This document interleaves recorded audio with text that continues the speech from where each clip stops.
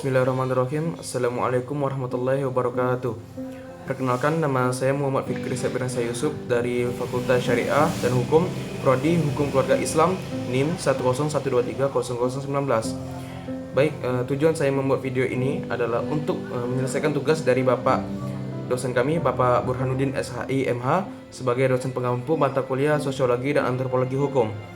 Baik, tugasnya ialah memberikan materi mengenai sosiologi dan antropologi hukum.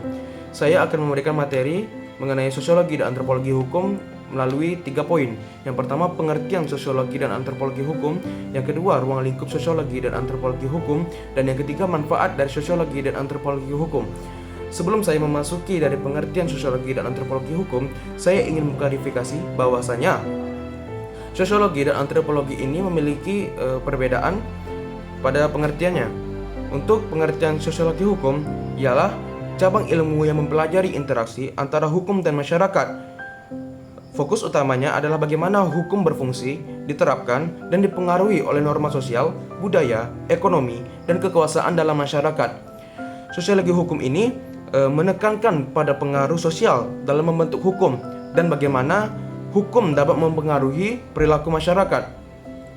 Sedangkan untuk antropologi hukum, ia adalah studi mengenai hukum dalam konteks budaya yang lebih luas, terutama dalam masyarakat tradisional ataupun non-barat. Antropologi hukum melihat bagaimana hukum dipahami, diterapkan, dan berkembang berdasarkan praktik budaya serta tradisi setempat. Cabang ilmu ini sering meneliti bentuk-bentuk hukum adat atau lokal dan bagaimana norma-norma ini berinteraksi dengan sistem hukum formal yang lebih luas. Jadi, meski keduanya sama-sama mempelajari hukum dan masyarakat, sosiologi hukum lebih menekankan pada aspek sosial dalam sistem hukum formal, sedangkan antropologi hukum lebih berfokus pada peran budaya dan tradisi dalam sistem hukum. Baik, untuk penjelasannya mungkin sekian. Saya masuk ke poin kedua, yaitu mengenai ruang lingkup sosiologi dan antropologi hukum. Saya mulai dari ruang lingkup sosiologi hukum. Yang pertama itu membahas mengenai pengaruh sosial pada hukum. Bagaimana nilai-nilai, norma, dan kekuasaan dalam masyarakat membentuk hukum. Yang kedua, peran hukum dalam masyarakat. Melihat fungsi hukum seperti menjaga ketertiban, mendukung keadilan, atau malah mendukung kepentingan tertentu. Yang ketiga, penerapan dan penegakan hukum. Menelaah bagaimana hukum diberlakukan, siapa yang terlibat, dan masalah ketidakadilan dalam penegakan hukum. Terus yang terakhir, dampak hukum pada perilaku masyarakat. Bagaimana hukum mempengaruhi kehidupan dan perilaku masyarakat. Baik, saya masuk ke ruang lingkup antropologi hukum. Ia membahas mengenai hukum dalam konteks budaya, mempelajari bagaimana hukum dipahami dan dijalankan berdasarkan adat atau tradisi lokal. Yang kedua, hukum adat dan hukum negara, membahas perbedaan antara hukum adat dengan hukum formal, termasuk bagaimana cara keduanya bisa bertabrakan ataupun berdampingan. Yang ketiga, sistem hukum pada masyarakat tradisional, meneliti aturan dan cara penyelesaian konflik pada masyarakat yang tidak ataupun belum memakai sistem hukum modern.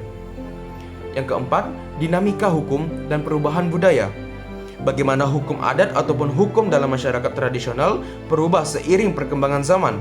Terus yang terakhir, peran tokoh adat ataupun pemimpin lokal. Mempelajari mengenai pemimpin adat ataupun figur lokal dalam menerapkan dan menafsirkan hukum dalam masyarakat tradisional. Baik, untuk poin kedua mungkin sekian. Saya masuk ke poin ketiga, yaitu manfaat sosiologi dan antropologi hukum. Saya masuk manfaat sosiologi hukum.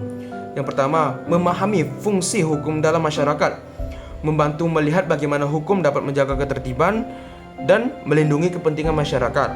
Yang kedua, menganalisis ketimpangan dalam penegakan hukum, yaitu mengungkap adanya ketidakadilan atau diskriminasi dalam penerapan hukum. Terus yang terakhir, mengidentifikasi konflik sosial, mampu memetakan konflik antara hukum konflik dengan norma ataupun nilai masyarakat, sehingga bisa dicari solusi yang tepat.